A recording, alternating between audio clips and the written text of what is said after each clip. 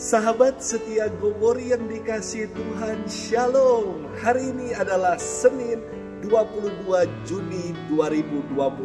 Firman Tuhan akan kita bersama-sama renungkan dari Injil Matius 7 ayat 1 sampai dengan 5. Mari kita siapkan hati kita untuk mendengarkan kabar sukacita Tuhan hari ini. Haleluya, haleluya. Haleluya, firman Tuhan itu hidup dan kuat, menusuk ke dalam jiwa dan roh. Haleluya, haleluya, haleluya. Tuhan bersamamu dan bersama rohmu.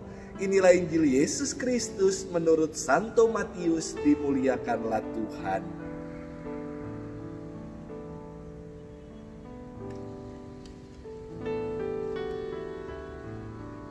Dalam khotbahnya di bukit, Yesus bersabda, "Jangan kamu menghakimi supaya kamu tidak dihakimi. Karena dengan penghakiman yang kamu pakai untuk menghakimi, kamu akan dihakimi. Dan ukuran yang kamu pakai untuk mengukur akan diukurkan kepadamu. Mengapakah engkau melihat selumbar di mata saudaramu, sedangkan balok di matamu sendiri tidak engkau ketahui? Bagaimanakah engkau dapat berkata kepada saudaramu, biarkan aku mengeluarkan selumbar itu dari matamu, padahal ada balok di dalam matamu? Hai orang munafik, keluarkanlah dahulu balok dari matamu, maka engkau akan melihat dengan jelas untuk mengeluarkan selumbar itu dari mata saudaramu." Demikianlah Injil Tuhan. Terpujilah Kristus. Sahabat setia Gowori yang dikasihi Tuhan, Shalom. Mungkin kita pernah mendengar percakapan ini. "Jeng, bukannya saya mau ngomongin orang ya Jeng, tapi si Anu itu sukanya pinjem-pinjem duit sama orang Jeng." Ini udah ngomongin orang juga kali. Jangan dikira dengan embel-embel, bukannya mau ngomongin orang.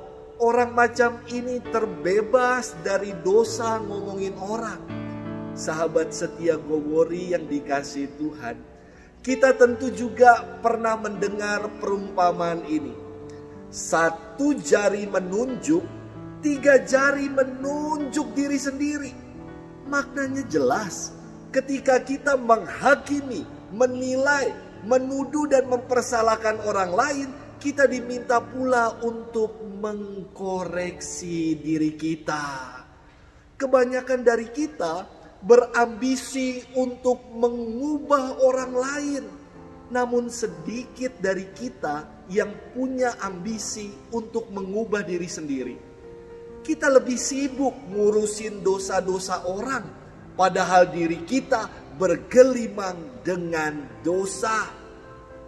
Firman Tuhan hari ini seolah menampar kita.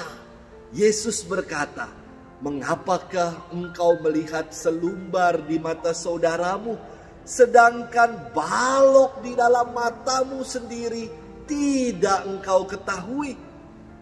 Kita getol mencari dan melihat selumbar di mata orang lain, tetapi balok di mata kita sendiri tidak kita lihat, tidak kita sadari. Terkadang kita begitu peka, sensitif dengan dosa-dosa orang lain, tetapi tidak peka dan sensitif dengan dosa kita pribadi.